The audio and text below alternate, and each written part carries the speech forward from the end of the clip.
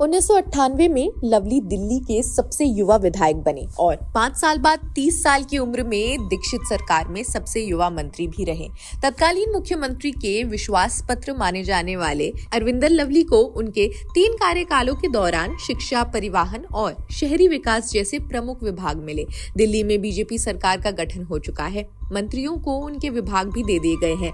भाजपा के अंदरूनी सूत्रों के अनुसार किसी भी अन्य तथ्य की तुलना में संगठनात्मक निष्ठा पर जोर दिया गया है तथा पहली बार विधायक बने 2 लोगों को जो शुरू से ही पार्टी के साथ रहे हैं, दिल्ली मंत्रिमंडल में उतने ही पद दिए गए हैं जितने पूर्व कांग्रेस के 2 मंत्रियों और आप के 1 मंत्री को दिए गए हैं। संघ की पसंद दोनों की विकल्पों पर स्पष्ट रूप से दिखाई देता है।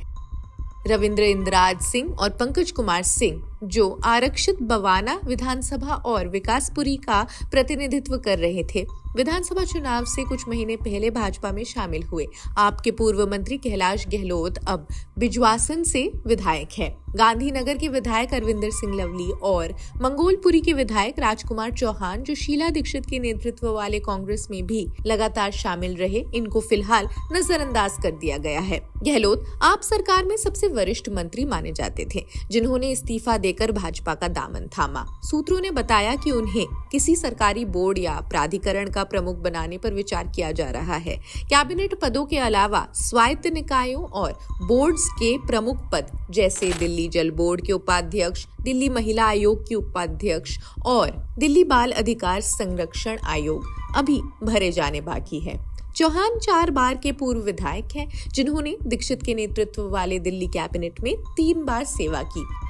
लवली उस समय शिक्षा मंत्री थे जब दिल्ली निजी स्कूलों में आर्थिक रूप से कमजोर वर्गों के बच्चों के लिए 25% आरक्षण लागू करने वाली पहली राज्य बनी थी।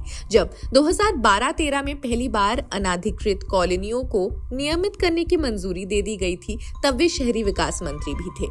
हालांकि इस योजना को केंद्र की मंजूरी मिलने और जमीन पर लागू होने में लंबा वक्त लगा, जो 2018-19 में हुआ जब केंद्र में भाजपा सत्ता में थी। हालांकि कथित भ्रष्टाचार को लेकर आम आदमी पार्टी द्वारा निशाना बनाए जाने के बावजूद लवली ने 2013 में आम आदमी पार्टी को बाहरी समर्थन देने में भूमिका निभाई थी। इससे वो 49 दिनों तक सरकार में बने रहे।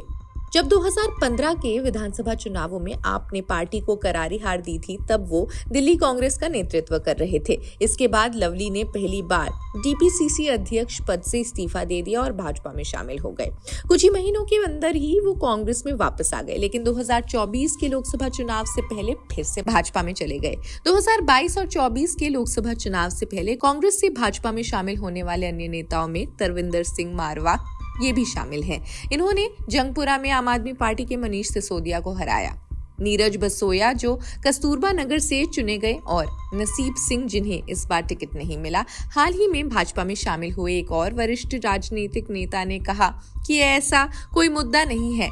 7 सदस्यीय मंत्रिमंडल से बाहर किए जाने के संबंध में हमें न तो किसी कैबिनेट पद की उम्मीद थी और न ही हमें ये बताया गया था कि हमें पद मिलेगा। हम भाजपा में इसलिए शामिल हुए थे क्योंकि हम देश के लिए प्रधानमंत्री मोदी के दृष्टिकोण से सहमत थे, न कि व्यक्तिगत लाभ के लिए। भाजपा सूत्रों ने कहा वरिष्ठ नेता जो शुरू से ही पार्टी के साथ थे और जो बाद में इसमें शामिल हुए, उनको संसदीय सचिव, बोर्ड्स और दिल्ली सरकार के तहत स्वायत्त संस्थानों के पदों पर समायोजित किए जाने की संभावना जरूर है। खैर, इस खबर में तो बस इतना ही। आप अपने विचार कमेंट सेक्शन में जरूर बताएं। देश दुनिया की अन्य खबरों के लिए देखते रहे जनसत्ता। शुक्रिया।